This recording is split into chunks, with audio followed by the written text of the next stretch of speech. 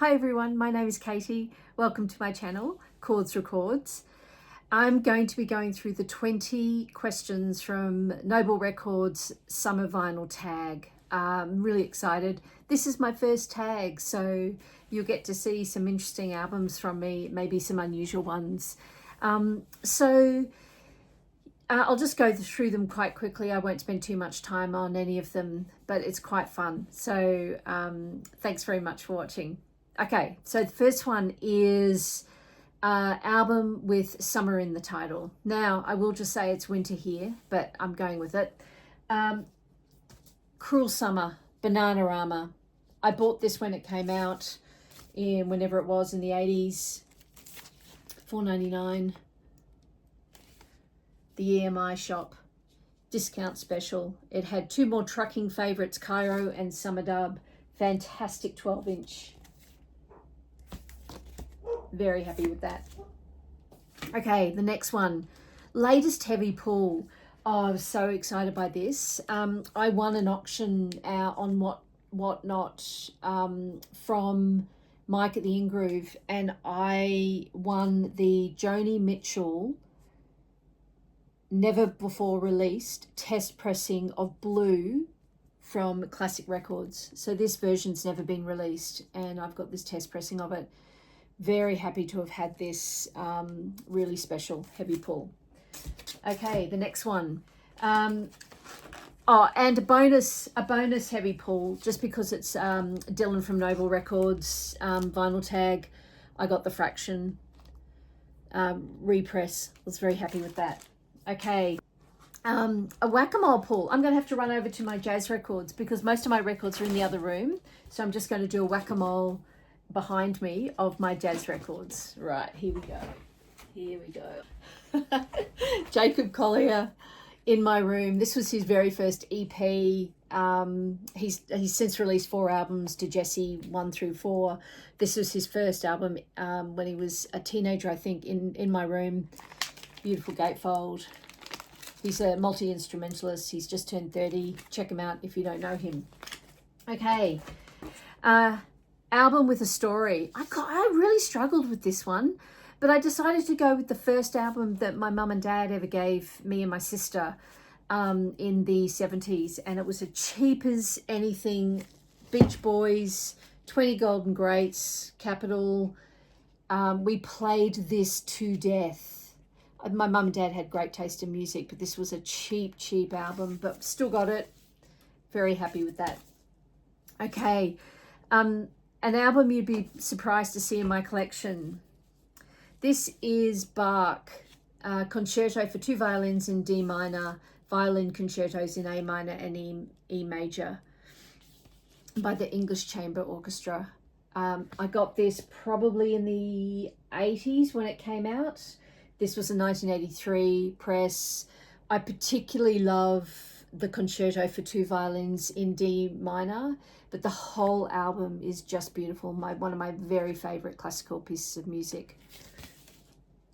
Okay, Cheap Heat. We all love a cheap heat. So this is a record that probably should go for more, and it just doesn't, or an artist. Bonnie Raitt, she's still going, and such an extraordinary Americana artist. Picked this up the other day. You can get them for under $10. All her early 70s Bonnie Raitt albums, if you see them, get them. They are classics. This one, Streetlights, has got Angel from Montgomery on it. Beautiful John Prine song. It's got Rainy Day Man, the James Taylor song. This is actually a fantastic recording. So, yes, Bonnie Raitt, Cheap Heat. Okay, next one. 45 or alternative format. I've chosen this fairly rare U2 single, One Tree Hill. When Rattle and Hum came out, they had a song on it, One Tree Hill, which was dedicated. One Tree Hill is a hill in the middle of Auckland, which is where I spent my formative years. I'm half New Zealander. And I used to be able to see One Tree Hill out my bedroom window. And the roadie for U2 for many years was a young Maori guy who was killed in a motorcycle accident, and they released this single, One Tree Hill, only in New Zealand as a tribute to him. And I'm very, very happy to get this. I got them all. I got most of the EPs and the singles at the time of Rattle and Harm, so I've got, I think, the whole collection. But I was, it's on the Palm Tree Island label. Okay, fave music, doc or biopic. Look, I struggle with this. I've seen so many, but I think one of my favorite, most recent ones is Tanya Tucker. This is the return of Tanya Tucker featuring Brandy Carlisle. It was a really beautiful documentary about Tanya Tucker coming back to recording music after years away and having had a very, very hard life. So I think you can see this on Paramount Plus or Netflix. The Return of Tanya Tucker. Love this. Really fantastic. She is a wild woman. Okay. Show a box set. I will show a box set. And I'm going to show the VMP Willie Nelson. The story of Willie Nelson. This is fantastic. I'm not sure if you can still get them. There were 7 albums, a 9 LP retrospective. I'll just lift it up here. You can see there.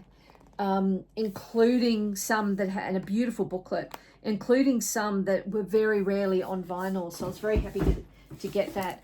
The hype sticker says 7 album, 9 LP retrospective of the Red-Headed Stranger's legendary career. Lacquers cut by Bernie Grundman, pressed on 180 gram color vinyl. Okay, most trashed record in my vinyl collection. Can you see that? Whitney Houston. I think a mouse got to it. I Want to Dance with Somebody, 12-inch. It's pretty bad. A local album. Oh, I'm so happy and proud to present this. This is Hermitudes. This is their album Threads. Gatefold. Oh, no, it's not a gatefold. It's just a double album in there. Hermitude are from where I'm from, which is called the Blue Mountains. It's 2 hours west of Sydney in Australia, and they're a 20-year career, super famous hip-hop electronic duo, sort of starting from the Blue Mountains. Fantastic. They were on Elephant Tracks label until it finished, actually this year, had their last concerts. Check them out, they're amazing. A album from a faraway land. Look, I chose High as a Kite and Camp Echo. I love this album. They're from Norway. They started off as a duo, met at the Jazz Conservatorium in Norway when they were both studying, and then were joined by producers and synth player, and have released 4 or 5 albums, I think. This album is particularly fantastic. Samurai Sword, you'd probably know it, but if you don't know them, check them out. They are just fantastic. And do yourself a favor, listen to Samurai Sword, the acoustic version, and turn it up loud. It is beautiful. Okay, a soundtrack. Look, I chose 2 because I couldn't pick between them, but the first one is a cult classic, a film called Some Kind of Wonderful, from the 80s. It was a John Hughes production. I loved the soundtrack. Again, I got it when it came out. It's almost punk music, new wave, Flesh for Lulu, Blue Room, Stephen Duffy, Jesus and Mary Chain, The Apartments, Lick the Tins. It is just such a fantastic soundtrack. Highly recommend it if you're into soundtracks. And the other one I chose was one from last year. I think it was last year. And it's Questlove's Summer of Soul. He did a documentary on a Harlem, I think it was a Harlem theatre, maybe. And all these incredible African-American artists performing at the time in the late 60s. and he released this soundtrack, and it's just fantastic. It's got the staple singers, including Mavis Staples, Sly and the Family Stone, Nina Simone. Really beautiful soundtrack to that documentary, and watch the documentary if you haven't seen it. Okay, highest recommendation right now is Crowded House, Gravity Stairs.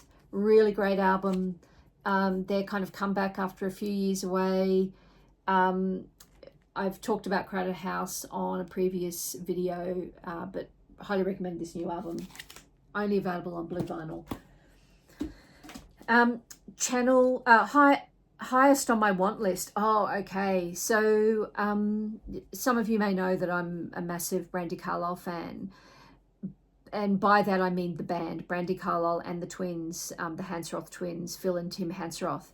Prior to them joining the Brandi Carlile band in the late 90s, they were in a grunge band called Fighting Machinists, which were actually signed to a label at the time. And they worked at London Bridge Studios. They released 2 or 3 singles, 7-inch singles. I have one, but I'd love to get everything by them. They were very short-lived before they joined Brandi Carlile's band. So Fighting Machinist, early grunge band from Seattle. Okay, where am I up to? Highest recommendation, highest on my want list. Done that. Channel shout out. Oh gosh, this was channel shout out. I should have thought about this a little bit more, because I'm so new myself, and you all know the channels. So look, I'll tell you who I watch. I mean, I watch all the classics, like Mike from the In Groove, Noble Records, who did this Final Tag, Melinda Murphy, so many. So I haven't got anyone specifically, because I am so new myself. Sorry about that. Okay, silver lining in the VC. Look, for me, I've been watching the vinyl community kind of at it as its kind of cohort as it is currently for about 4 or 5 years. Just pre-COVID, I started watching, so kind of pre the massive spike in vinyl, and then the burst of the bubble and coming down again.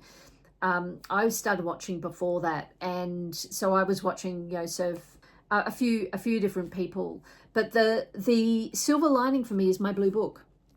So I have this blue book, which for years and years I've been making lists off YouTube channels, because I wanted to educate myself, and I think the best way to learn is to kind of write it down and notate it. And I take that blue book with me when I go vinyl shopping, because I've got so many notes about all sorts of different genres that I'm not super familiar with, or particular pressings that you should be getting of a particular artist. Just lots and lots of different notes, and that's really helped me out. So that's been my silver lining in the VC. Okay, best steal on a deal. Again, I haven't probably been I've been collecting for sort of since I was a teenager, sort of 40 years, and I've always looked after my albums and had them in covers and been very particular about them.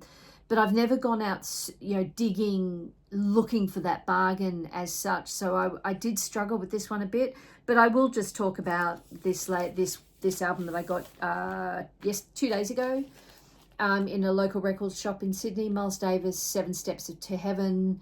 I got this for under $20, and it's a original Australian pressing in beautiful condition. I've played it a couple of times, and I haven't even cleaned it properly. Hardly any pops or cracks. It's just quiet. It is the stereo version.